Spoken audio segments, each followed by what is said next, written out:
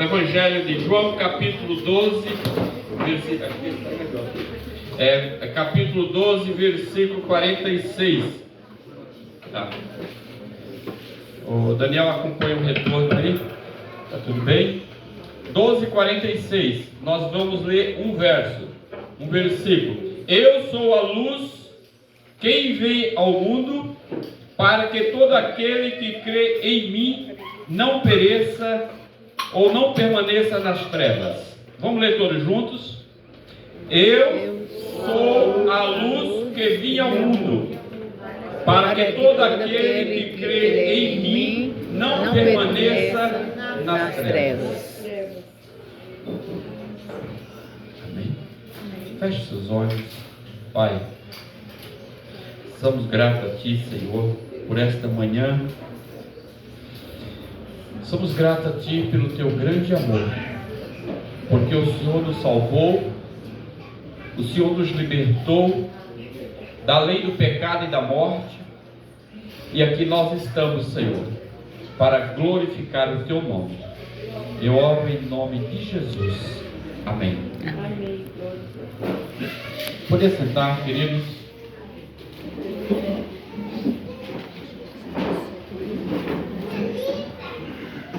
Meus irmãos, as crianças vão estar subindo rapidamente, né? Tem uma volta rápido também.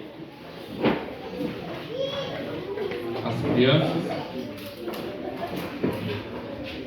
Não precisa subir muito adulto, tá, Elisete? Só alguns, né? Tá, legal. Só organizando aqui o ambiente. Nós tivemos reunião essa semana do conselho.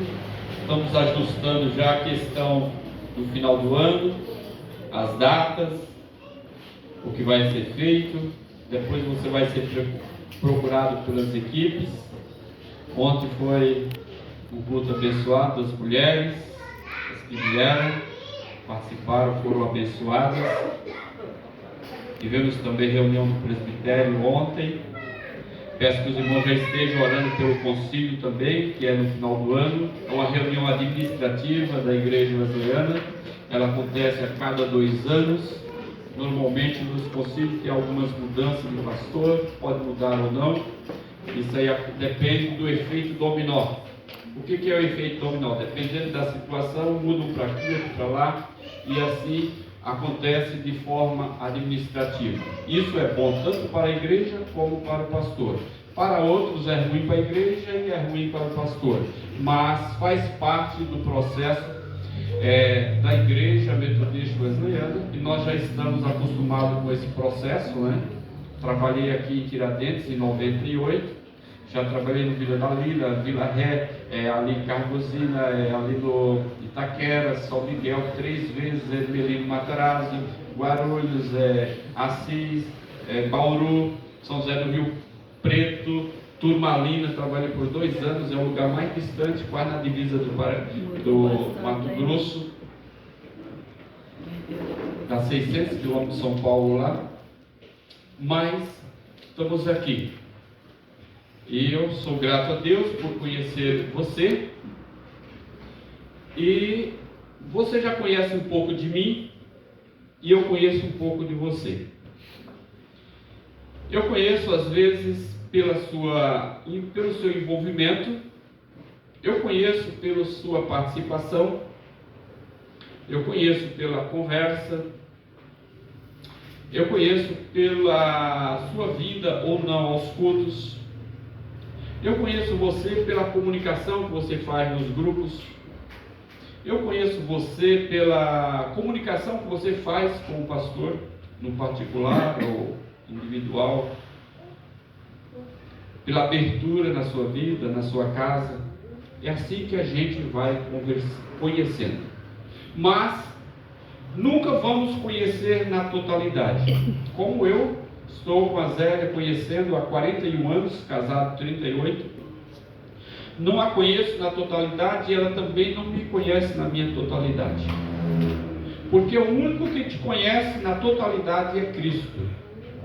A Bíblia diz no Salmo 139 que ele já tinha todos os seus dias descritos no livro da vida. Nós estamos acompanhando aí o crescimento do Theo. Vimos desde quando ele estava na barriga aí da mãe, acompanhando aí peludinho, o pai, a preocupação, mas ele não conhece o Theo. Não sabe o que vai ser do seu futuro. Como pai, nós oramos, como pai, nós entregamos na mão de Deus, mas o único que sabe do seu futuro é Cristo. Lá no Salmo 139 fala que desde o ventre da mãe, ele tem todos os seus dias descritos no livro da vida. Queridos, cada vez que eu venho pregar à igreja, nós esperamos numa pregação um resultado. E às vezes vai se passando o tempo e nos preocupa o coração como pastor, porque a gente percebe que o resultado não está surtindo o efeito que a gente esperava. Me lembra a questão do médico. Eu fui conhecer o médico com 12 anos. Eu nasci no sítio, na fazenda. Não tinha esse médico naquela região, na época que eu nasci. Hoje já tem. Depois demorei. Fui primeiro médico, depois dos postos de saúde de São Paulo, depois começamos o acompanhamento. E hoje, às vezes passava um ano sem ir no médico. Hoje já preciso entrar na rotina. Por quê? Por causa dos medicamentos, remédio da pressão, remédio disso, daquilo outro, o colesterol, tem que cuidar. E toda vez que eu vou ao médico, eu tenho que levar alguns exames. Por quê? Porque o médico sabe do meu comportamento, do meu organismo, conforme os exames. Ele faça exame de sangue, faça isso, faça aquilo, faça colesterol, crescido, tal, faz o TAP, que o TAP, se você tentar enganar o exame, quer dizer, você come hoje, quer dizer, não come hoje, mas ele pega da semana. A glicada, quer dizer, obrigado, a glicada. A glicada pega da semana, pega de outros dias, não adianta você ir em jejum hoje. Porque a glicada, ela é traiçoeira. Ela confessa... 3 meses. Ela confessa o seu crime com 3 dias de antecedência. Se você encheu a barriga de bolo ou de guloseima, de churrasco no domingo, não adianta você fazer o exame na terça, ficar segunda e terça de jejum, porque ela vai te denunciar do domingo que você fez. Tá? Então, não são 3 meses, viu? Ela vai denunciar esse período aí como está. Aí o que acontece? Ele chega, olha o exame e diz: Agno, você continua, você está fazendo exercício, você está fazendo natação, você está fazendo isso. Ele e o médico. E às vezes tem não, doutor, ele não está falando. Aquela que fala tanto quanto do lado, né? Você leva a Amanda na hora do exame, ô Anísio? Ela não tem hora que ela tem que falar também. Mas tem isso também, doutor. Seu Geraldo, leva a irmã Maria para você ver. Mesmo que você fique quieto, ela vai falar: doutor, ele não está fazendo isso não. Por quê? A esposa fica preocupada.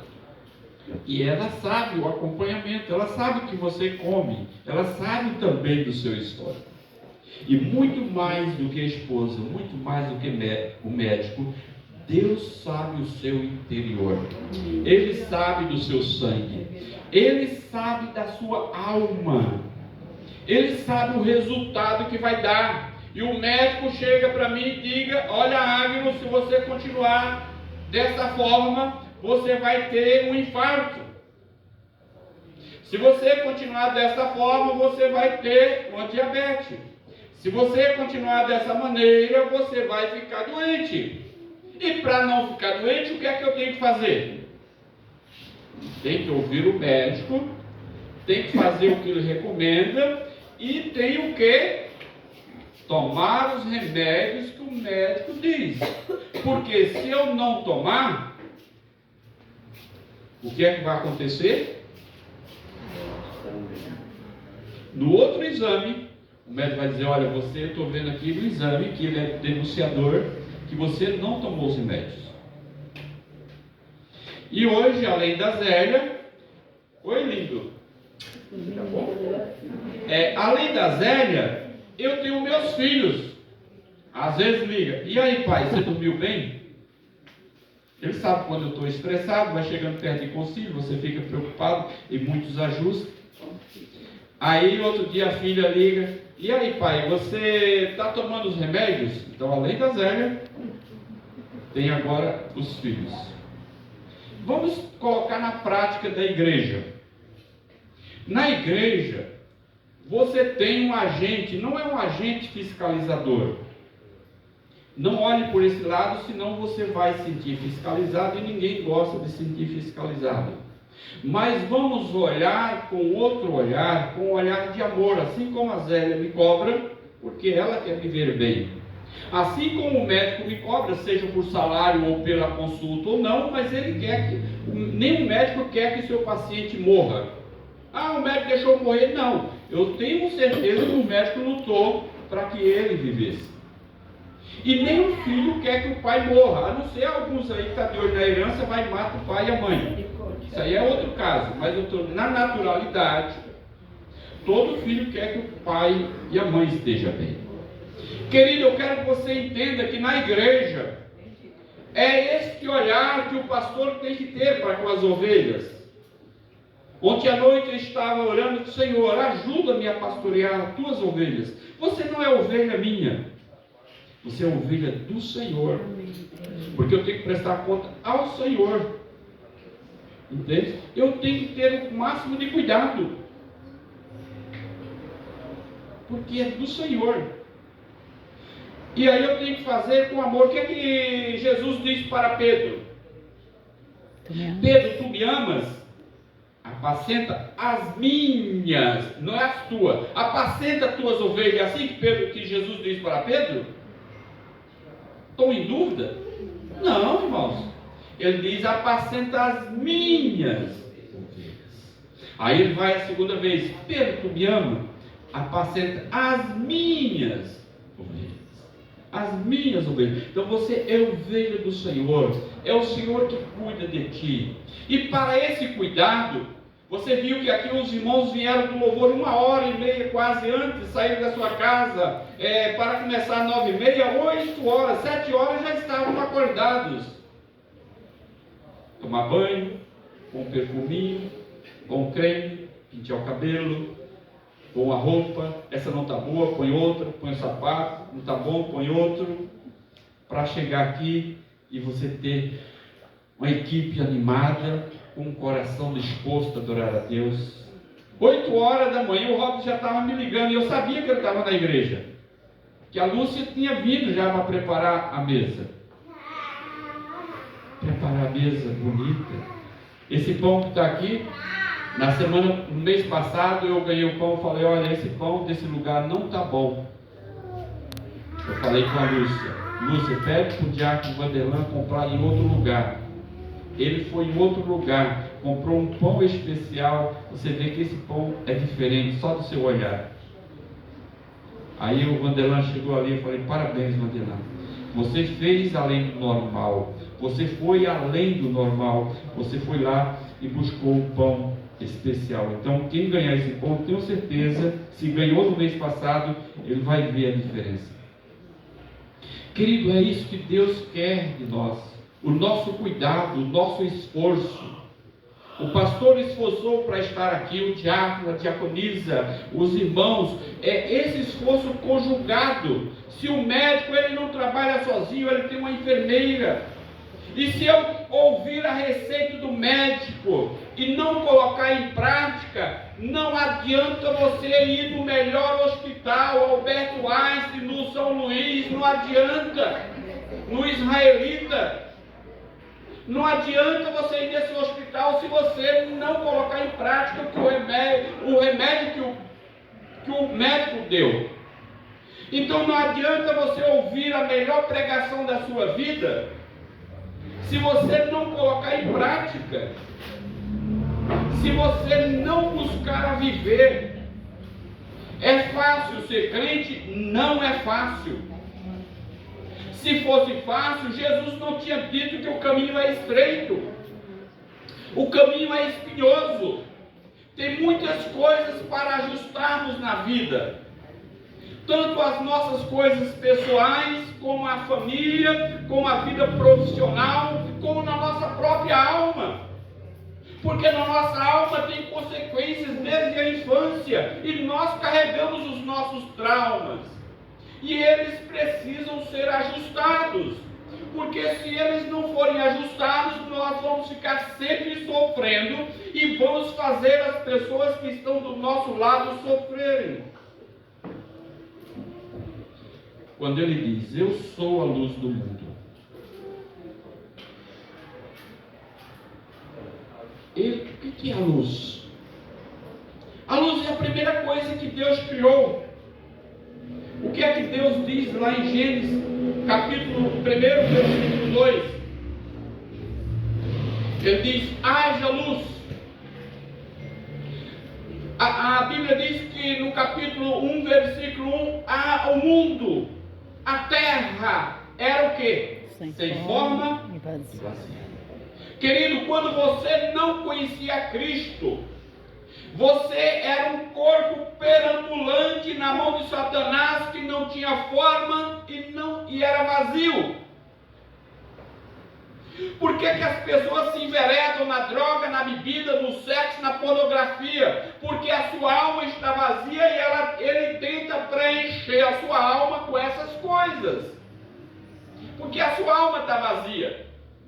Mas quando nós viemos à igreja, recebemos a Cristo, nós não precisamos mais dessas coisas, porque Cristo preenche o nosso vazio. Amém. Eu tenho que viver isso.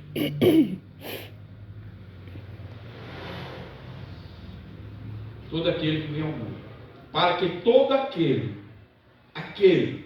quer dizer todas as pessoas que creem em mim, não permaneça aonde? Não permaneça nas trevas. O que é permanecer? Permanecer é estacionar, permanecer é ficar, permanecer é parar. Para que aquele que vem a Cristo não pare no pecado. As trevas simbolizam o pecado. Não pare no pecado. Não continue no pecado. Porque aquela frase que eu tenho colocado para vocês, se eu continuar fazendo as mesmas coisas do mesmo jeito, eu vou ter os mesmos resultados. Se você continuar comendo açúcar, você continuar comendo chocolate, Coca-Cola, refrigerante, gordura, de forma desenfreada, vai continuar no risco de diabetes, de crescida e por aí afora. Porque é o caminho de quem está nesse caminho. Eu preciso mudar a chave. Eu preciso falar para a minha alma, a partir de hoje, mesmo que as pessoas me ofereçam de graça, eu não posso. Tinha um irmão que ele se tornou presbítero dentro da igreja, e ele bebia muito. E no dia que ele se converteu, veio à igreja, na semana sempre os colegas pagavam a bebida para ele. Nessa hora sempre achou os amigos que pagam de graça. E aí o que acontece? Ele foi passando, o colega chamou para ele beber, não bebo mais, sou crente. Aí para desafiar ele pegou um copo de cachaça e jogou no rosto dele para ver a reação dele. Eu falei, não bebo mais.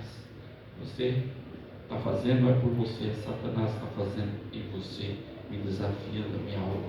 Mas a partir de hoje, eu não bebo mais. Quando ele brigava com a mulher, ele falava que ele ia para o bar, descia 5, 6 garrafas de cerveja, e a mulher muito brava arrumava outra mesa do lado e também ficava concorrendo um com o outro para ver quem bebia mais, marido e mulher.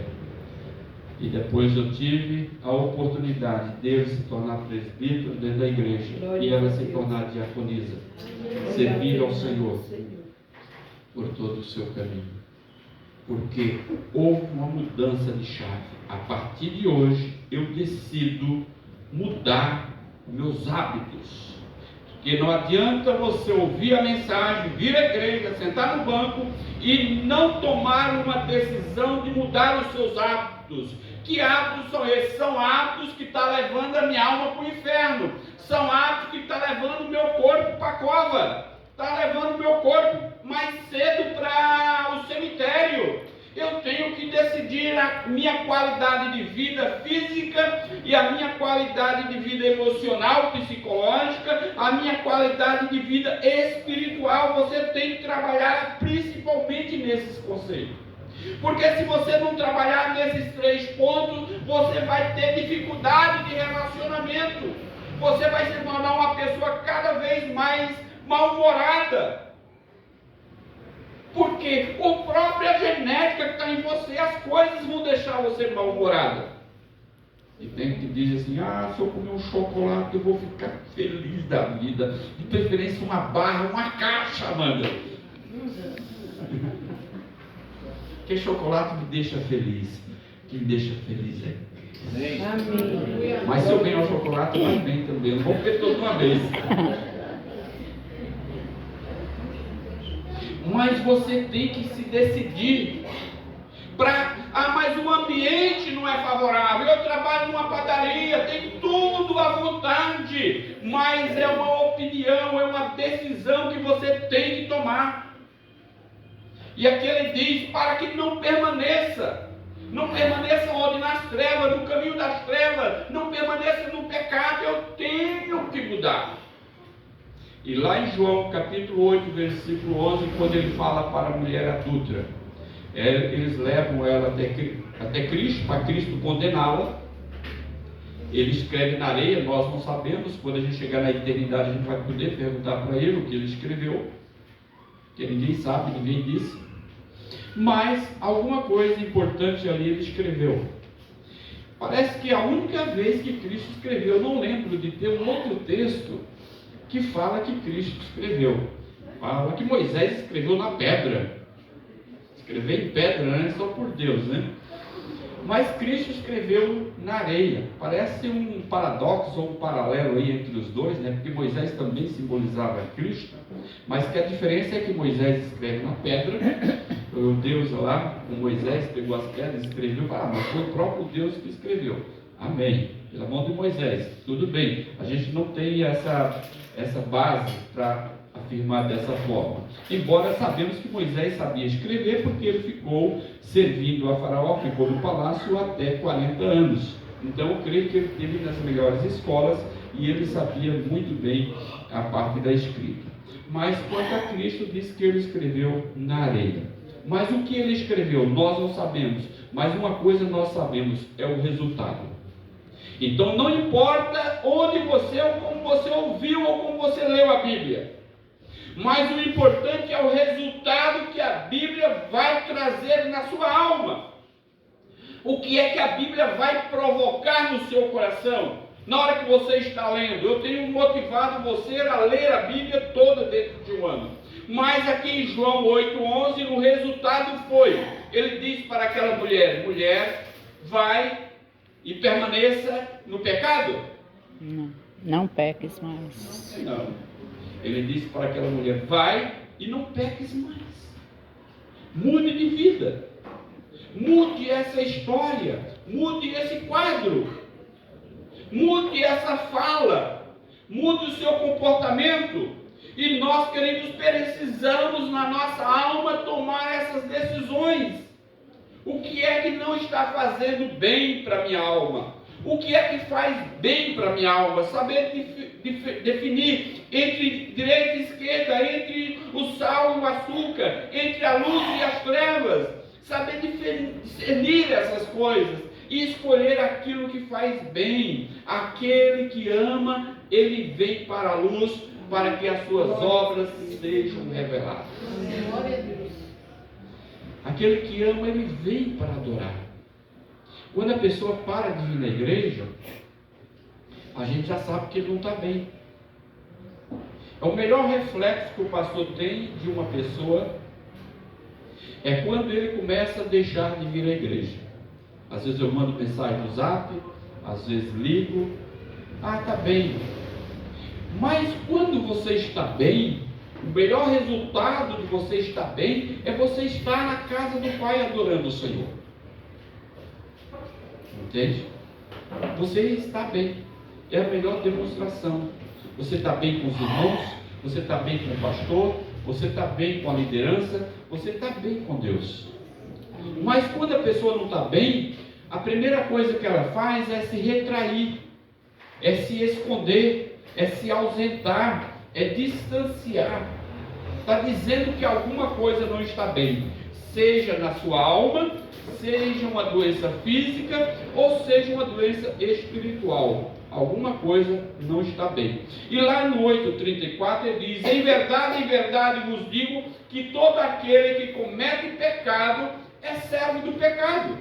Então, se a pessoa permanece nas trevas, ou permanece, ou estaciona nas trevas, ele continua pecando.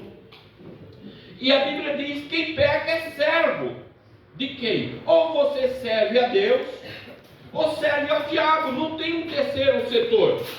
Hoje se fala na sociedade que as ONGs são o terceiro setor. Mas no mundo espiritual não existe um terceiro rei. Ou é o reino da luz, ou é o reino das trevas. Ou você está com Cristo, ou você está servindo a Satanás.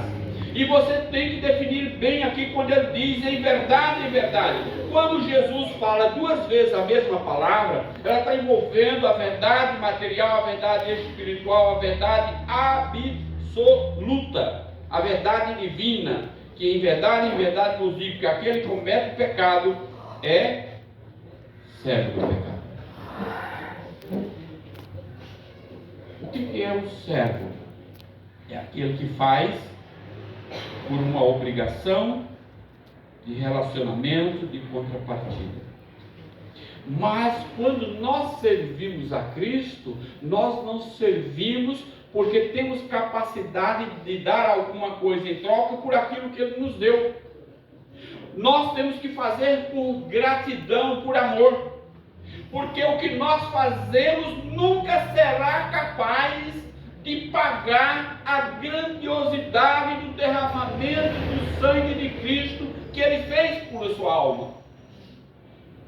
A Bíblia diz lá em Gálatas: Ele deixou toda a sua glória. Ele se despiu dos hebreus. Tirou, é como tirar o manto celeste. Tiraram toda a sua glória divina e se fez homem para salvar o homem. Entende? Ou não? Imaginamos, vamos voltar ao caso do médico. O médico, ele fica lá na sua cadeira, muitas vezes sentado. Tem alguns que se importam com o paciente, levanta, senta aqui, olha ali, mas tem uns que ficam sentados e olham. Eu lembrei de um caso de um irmão da igreja. Pastor, eu fui lá no médico, o médico estava com a cabeça baixa. E é isso que tem? Ah, tem isso. Onde você trabalha? Ele falou: doutor, olha para mim, eu estou de uniforme. Você nem levantou a cabeça. Já estava com a cabeça baixa, já estava passando a receita. Quer dizer, tem aqueles que fazem por profissão, tem aqueles que fazem por amor. Então, para servir a Cristo, eu não consigo servir a Cristo por profissão.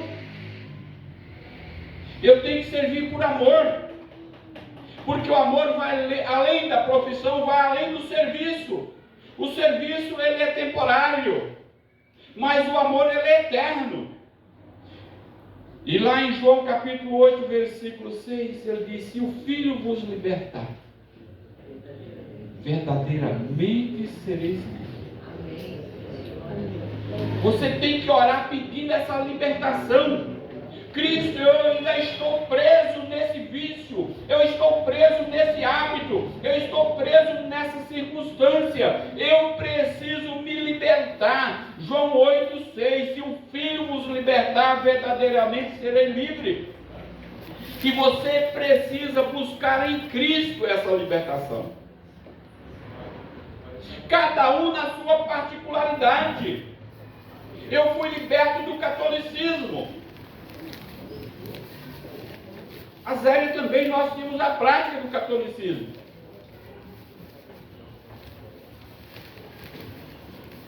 Você entende? Aquela pessoa que se esforçava, fazia tudo pela igreja. E na Aparecida fui, e em tal lugar fui, muitas vezes. tinha aquele sonho de conhecer a Deus. Lá para Bom Jesus, na Bahia, aquele romeiro, aquele povo todo, e vai lá e hospeda e faz aquelas romarias todas. Eu fazia coroinha de padre, fazer isso, fazer aquilo outro, ir lá na igreja, pá. Fez o processo todo. Mas dentro da minha alma aquilo não estava batendo, faltava alguma coisa. Às vezes ia lá na igreja da Praça da Sé, enjoelhava lá dentro e queria alguma coisa. Mas faltava alguma coisa. Até um dia, não foi de igreja, não foi de romaria, nós fomos em um sítio, e naquele sítio, num galpão de fazenda, Ele tocou no meu coração. Eu falei, eu recebo, eu quero, eu preciso desse Cristo libertador. Vim para a igreja. No primeiro dia que eu ia à igreja, meu pai tinha comprado uma Bíblia que passava os crentes vendendo Bíblia na porta. Mãe, dá aquela Bíblia. Mas por quê? Na nossa igreja não usa Bíblia. Não, mas eu não vou na nossa, vou na dos crentes. Minha mãe entrou em pânico. Perdi um filho. Não pode ser uma coisa dessa. Não pode ser. E foi, ela fez campanha do jeito dela lá, para mim sair da igreja do crente. Você não imagina que luta. O primeiro evangélico da minha família. Mas Deus me sustentou. Entende? Lutas muitas lutas. Mas Deus me guardou, porque aquele dia verdadeiramente Cristo me libertou. Amém. Das correntes do catolicismo. Conheci a Zé, ela falou, não posso deixar a minha santa, meus ídolos. Na cidade dela também não tinha igreja católica, ela carregava a água do rio. Era mais de 1 quilômetro de distância o rio da vila. E as mulheres carregavam água na cabeça para ajudar a fazer massa, para ajudar a fazer a igreja. A família envolvida. Quando o padre ia na cidade, ia para a casa da minha tia. Você entende? Mas Cristo entrou e libertou. Glória a Deus. Eu fui a minha primeira viagem à Bahia. E lá falei de Cristo. Tive um tio que teve esquizofrenia. Aí quando cheguei, depois de uma semana, minha mãe me chama no quarto e diz, você deixou meu irmão louco com as suas coisas. Tomei um susto. Meu Deus, o que eu fiz com meu tio? Aí ela começou falando, quase chorando. A esposa do meu tio grávida, ela diz, ele saiu no meio da fazenda gritando esse negócio aí, e aí ninguém entendia, levaram ele para o hospital, internou, já está 3 dias no hospital e ninguém sabe o que acontece, o médico já deu remédio, mas aí depois passou uma semana e fiquei sabendo, o pastor foi lá e foi batizado com o Espírito Santo no meio da fazenda. Glória a Deus. Está lá servindo a Deus até hoje, mais de 30 anos. Querido, a sua caminhada, ela tem uma história. Você tem um nome a zelar, eu tenho um nome a zelar. Como que eu posso abandonar esse Cristo? Como que eu posso voltar atrás? Tem um nome, a Bíblia diz que tem uma tão grande nuvem de testemunhos sobre você. A minha sobrinha mudou ontem. Diz, eu agradeço pelas orações. Eu vou morar a primeira vez na casa. Antes de mudar para casa, ela trouxe a chave. Ela não é evangélica, mas diz, ora pela minha chave. O senhor pode ir lá hoje? Eu falei, hoje eu não posso, porque eu vou ter reunião na igreja hoje à noite com os presbíteros, mas amanhã, 3 horas da tarde, por aí, eu vou orar na sua casa. Você tem uma família que está olhando o seu testemunho, meu irmão. E esse testemunho é lindo, você não pode manchar. Você tem que se esforçar para melhorar a cada dia. Você tem que ser um pai melhor, tem que ser uma mãe melhor dentro da igreja. onde as pessoas te admiram, teus filhos te admiram, teus parentes te admiram, porque se aqueles que estão perto de você não conseguem te admirar, é porque você está sendo um péssimo crente. Perdoe pela situação. É porque você não está dando um bom testemunho. Porque quem dá um bom testemunho, ele tem que ser visto com bons olhos. Lembra que a mulher de Deus falou para o profeta, diz, ali vai um homem de Deus. E é isso que Cristo espera de você. Quando as pessoas olharem para você, você dê um bom testemunho, as pessoas possam dizer, ali vai um homem de Deus. Uma pessoa que cumpre com seus compromissos. A pessoa que compra e paga. Não fica devendo para ninguém. É a pessoa que honra a palavra. Fala que vai, vai. Fala que vem, vem. E tem gente que eu ligo, vai para a igreja, eu vou. E de repente não vem no culto. Eu mando mensagem, a tal dia eu vou. E não vem, está mentindo para mim, está mentindo para o pastor, está mentindo para Deus. Eu vou confiar numa pessoa dessa? Que ela está bem? É claro que não está. Está sendo um péssimo crente comigo. Como é que ela é no mundo? Como é que ela é com as pessoas? Não tem compromisso. E a Bíblia ensina, se você quer ser abençoado por Deus, tem que ter compromisso com Ele. Se você não consegue ter compromisso com Deus, você não consegue ter compromisso com ninguém. Você não consegue ser fiel com ninguém. Por isso que quando trata o dízimo e oferta, trata de fidelidade. Se você não consegue ser fiel em uma coisa, você vai ser infiel nas outras. Se você mente para sua esposa, se você mente para o marido, vai mentir para todo mundo. Vai mentir para o próprio Deus. E quem consegue mentir para o Senhor? Porque a Bíblia diz que os olhos dele estão em toda a terra. Indo para frente, Mateus capítulo 5, 13 e 14, quando Jesus chama os discípulos, a primeira coisa que ele titula em 13 e 14, ele diz, vós sois o sal da terra. Vós sois a luz do mundo. Tem dois significados. Qual é o objetivo do sal? Naquele tempo não tinha geladeira. Era conservar e temperar. Eu, no meu tempo de criança, passei por isso. Falei que fui criado até uns 10 anos na fazenda. Desculpa por a pregação ser um pouco longa hoje, mas é que tem muitos detalhes que eu preciso esmiuçar. É bênção de Deus. Então, quando trabalhava, meu avô era fazendeiro, às vezes matava um boi, 2 boi ou 3 para vender para os açougues. E quando ele queria vender a manta, chamava manta, tira a peça inteira, com tudo junto. Hoje aqui no açougue faz tudo separado por causa do preço, mas naquele tempo tirava tudo junto, tirava todos os ossos, colocava um varal de madeira, uma trave, igual a trave de um gol, porque ia ser pesado, porque a carne é pesada, o boi é pesado, e naquela trave do gol, ali salgava a carne e colocava pendurado. Sabe quem tinha que ficar com a vara, com um pau lá e um paninho, para não vir os urubus, não vir as moscas? Era o agro, ficar lá. É a criança faz de tudo, e vai lá, vai ver as ovelhas, vai ver o boi, a criança vai ver a carne. Trabalhava quase igual adulto, levantava 6 horas da manhã e dormia 10 horas. Se fosse no tempo de hoje, ia ter o maior bullying, o maior processo contra o meu avô, porque ele era explorador de neto. É, irmão Márcio, era explorador de neto. Criança trabalhava para valer, parava na hora da comida e o que é que você vai fazer agora? Tal tarefa. Não importa. E lá no outro dia, tinha que ficar 2, 3 dias para aquela carne de charque. Hoje é feito na máquina, na indústria, mas naquele tempo era um método caseiro. Por quê?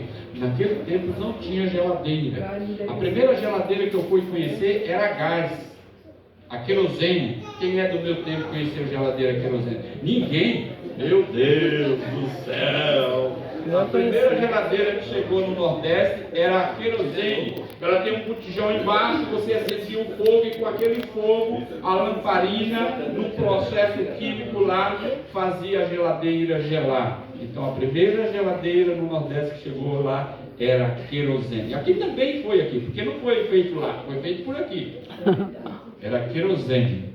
E, por exemplo, colocava fogo e fazia a geladeira gerar. Mas antes da geladeira era o sal que conservava a carne para depois ir para a feira ou para o açougue. Você entende? Então, por que ele chama a igreja de sal? Porque o sal era para conservar o seu Espírito Santo sobre a terra. E o único que pode receber o Espírito Santo sobre a terra é a sua igreja. É a sua noiva. É você. E ele diz, vocês são a luz do mundo. O que simboliza a luz? A luz simboliza o trono de verdade e de justiça. Por quê? Tudo aquilo tem que ser julgado às claras, tem que ser julgado à luz, porque nem o juiz pode julgar uma outra pessoa no escuro. O que é julgar no escuro? É julgar sem ter as provas necessárias. Ele tem que julgar à luz, por isso que fala a luz aqui, ele simboliza a verdade e a justiça, simboliza a ação do juiz. E quem é o supremo juiz? É Cristo. Amém. Hoje ele é o nosso advogado, ele é o nosso sacerdote, mas no dia da eternidade ele será o juiz de toda a terra. Hoje ele está te defendendo, ele pode te defender, ele pode te abraçar, te abençoar, te salvar, te libertar, ele pode te redimir, mas no grande dia do Senhor ele muda de posição, ele vai mudar de cadeira. A cadeira de defesa, ele vai para a cadeira de julgamento. Então você tem que ter essa consciência. E em terceiro lugar, nós vamos para João 3, 19 e 20, quando ele diz: e a condenação é esta, que Cristo veio ao mundo, e os homens amaram mais as trevas do que a luz, porque as suas obras eram más. Então, se as minhas obras foram más, eu não quero vir para a igreja. Tem gente que diz, eu queria ir na igreja, mas eu tenho tanto pecado. Mas justamente a igreja é um hospital espiritual. Vamos lá que nós vamos orar por você. Cristo vai te libertar. Você tem que motivar essa pessoa a vir à igreja. Você tem que ser um agente motivador para vir à igreja. Mas se você não tiver um bom testemunho, as pessoas não vão querer te seguir. Eu estou vendo que você não está sendo um bom crente, por que eu vou andar com você? Entende? Se a pessoa quer ser o mal, quer fazer o mal, ela vai andar com pessoa que pratica o mal. E quando ela entra no mundo do crime, qual é a primeira coisa que ela tem que fazer? Tem que fazer alguma coisa atroz, uma barbaridade, tem que matar alguém, matar um policial e por aí afora, para ele ser batizado, ser selado, qualquer coisa parecida. Nós não queremos entrar nesse mundo da conversa, porque não é essa a nossa conversa. Mas se o mal, ele tem que fazer um mal pior. Mas ao contrário também é verdade. Para o mundo da verdade, eu preciso me esforçar para fazer o melhor. E qual é o agente motivador em minha alma? Se trabalhar na empresa, o agente motivador é o salário. Na escola, o agente motivador é a nota. Na igreja, o agente motivador é o amor a Cristo. E se esse amor a Cristo não foi na sua totalidade, eu não consigo servi-lo. Por isso que eu preciso me esforçar. Você precisa se esforçar em nome de Jesus. Em João 3,21 ele diz assim: mas que pratique a verdade, ele vem para a luz, a fim de que as suas obras sejam manifestas e feitas em Cristo. Então, quando você deseja, quando você ama a Cristo, você se esforça para continuar amando e agradando. Entende? Eu sei o que a Zélia gosta. Então eu vou me esforçar para agradar a Zélia. A Zélia sabe o que eu gosto. Ela vai se esforçar para tentar fazer o que ele gosta. Você sabe o que é que Jesus gosta. Então você vai se esforçar para agradar a Cristo. E Cristo também sabe o que você gosta. Então Cristo vai se esforçar para te abençoar. É uma pista de mão dupla. Nós vivemos, parece, com a época do sanguessuga. O que é que faz a sanguessuga quando diz lá em Provérbios? Dá. A pessoa quer e quer, mas nunca dá nada em volta. Aí ele compara, parece um cemitério. Você já passou na frente de algum cemitério e viu uma plaquinha, está lotado, não cabe mais ninguém? Alguém já viu isso? Você passa na frente do banco lá, você já viu na frente do banco assim uma plaquinha: nós não cabemos mais, não temos mais lugar de guardar dinheiro, não precisa trazer dinheiro para nós. Porque é um sanguessuga. Tá. Já viu alguma plaquinha no supermercado? Nós não queremos que você entre aqui porque não queremos mais cliente. Tem uma vizinha nossa que trabalha no mercado açaí. O mercado fecha 10 horas, ela vai chegar em casa 11h30, meia-noite. Porque tem gente que entra 9h59, quando o guarda está fechando a porta. E aí fica uma hora lá dentro, 1h30. Entende? E o mercado segue a regra. Porque ele diz o quê? Que o cliente é o quê?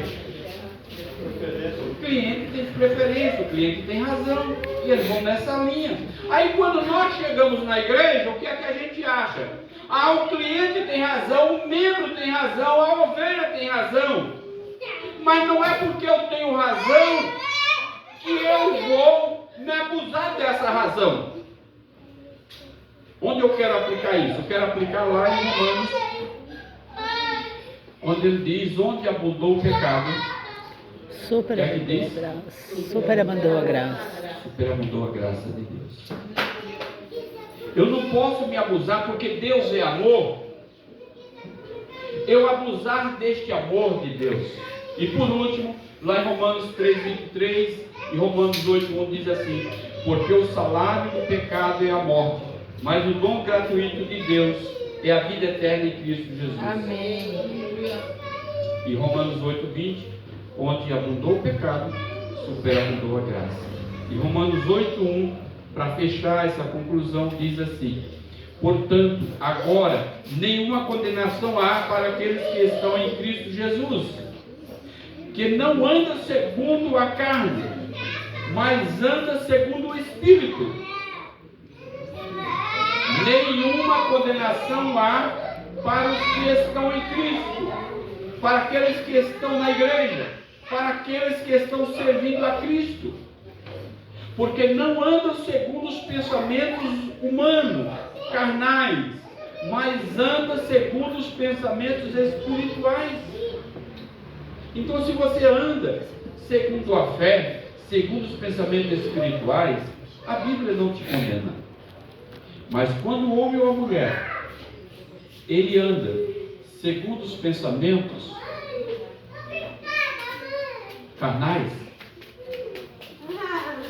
a carne vai produzindo mais carne, vai te levando mais à profundidade da carne. Você entende?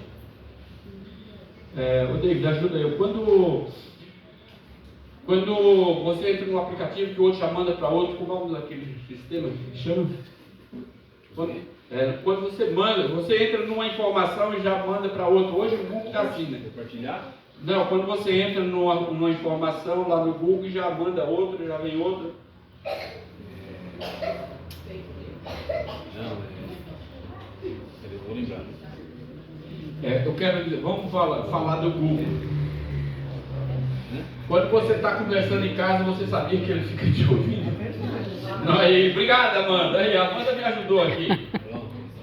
Por quê? Ele está te ouvindo. E aí você vai conversar de farinha, vai conversar de uma coisa que não tem nada a ver, quando pensa que não, vem a propaganda lá de farinha na hora que você abre o celular. Né?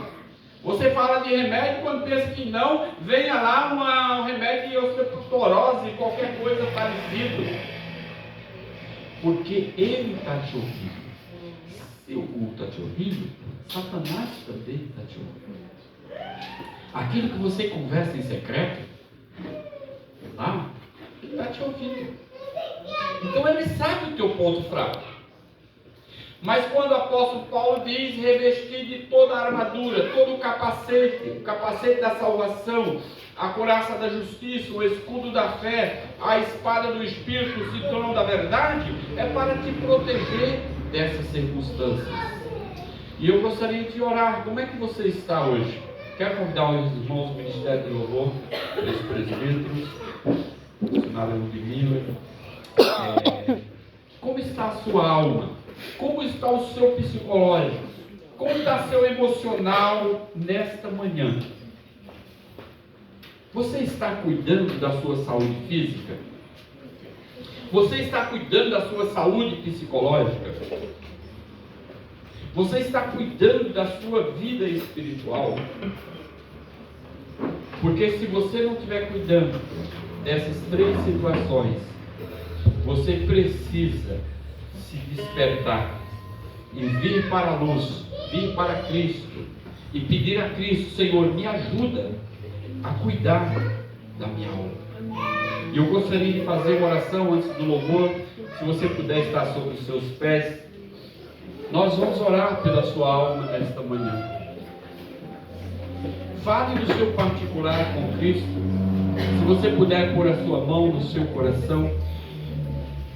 Se alguma coisa te condena, se alguma coisa te entristece, se alguma coisa tem causado uma raiz de amargura, coloque na luz, coloque na transparência, seja verdadeiro com Cristo, confesse a Cristo.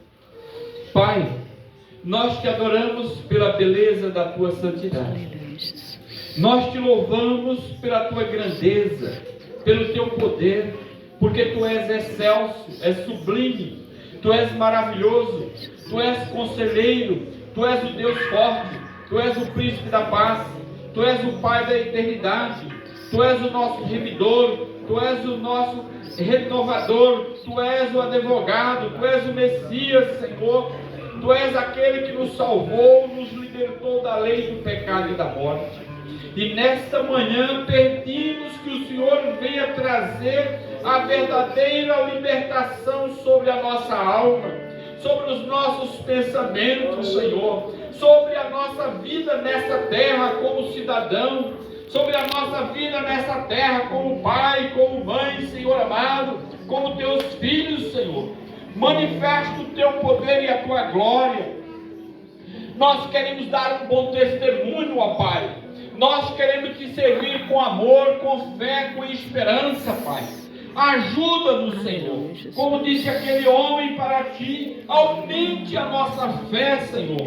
Encha-nos do teu Espírito. Batiza com o Espírito Santo, Senhor. Derrama do teu Espírito Santo, Senhor. Aleluia. Dai sobre o teu filho nesta manhã, ó Pai, um renovo espiritual. Manifesta o teu poder e a tua glória sobre a sua alma. Abra seus olhos espirituais para contemplar a tua glória. Abra seus ouvidos espirituais, Senhor, para que possa ouvir a tua voz.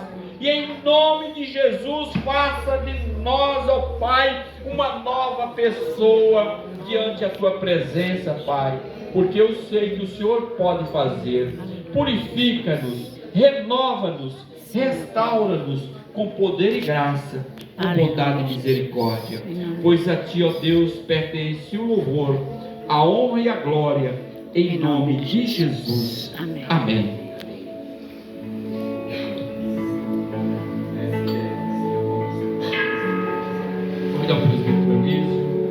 Queridos, abra a sua Bíblia lá em Mateus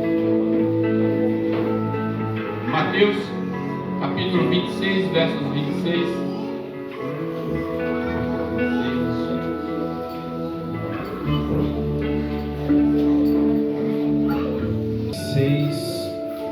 A partir do 26 diz o seguinte: enquanto comiam, Jesus tomou o pão e, abençoando-o, o partiu e o deu aos discípulos, e disse: tomai, comei, isto é o meu corpo, E tomando o cálice e dando graças, deu-lhe, dizendo: bebei dele todos, porque isto é o meu sangue, o sangue do Novo Testamento, que é derramado por muitos para a remissão dos pecados.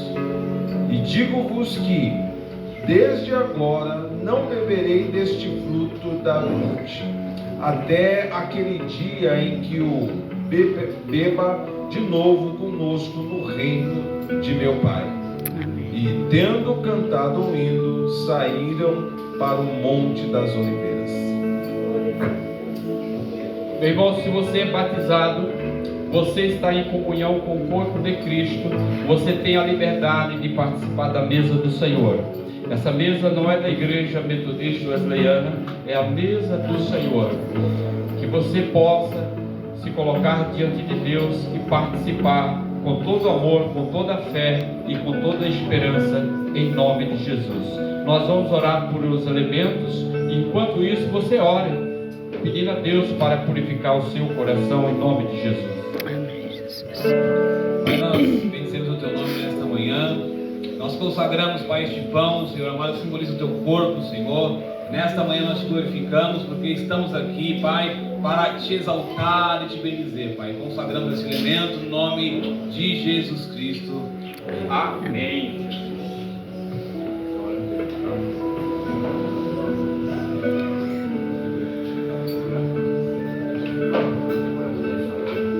Pai misericordioso, Pai santo, nesse momento, meu Deus Todo-Poderoso, nós estamos alegres, Senhor, por nós estamos aqui. E eu, meu Pai, nesse momento te apresento, seu Deus Todo-Poderoso, esse fruto que significa, meu Pai, que é simbolizado pelo teu sangue.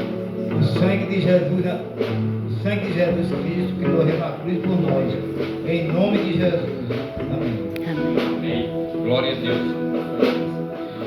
Você vem pela sua direita, volte pela esquerda, eles vão estar servindo a mesa, em nome de Jesus. Pedir para aspirar no Ludmila, servir as crianças com a uva, né? Obrigado.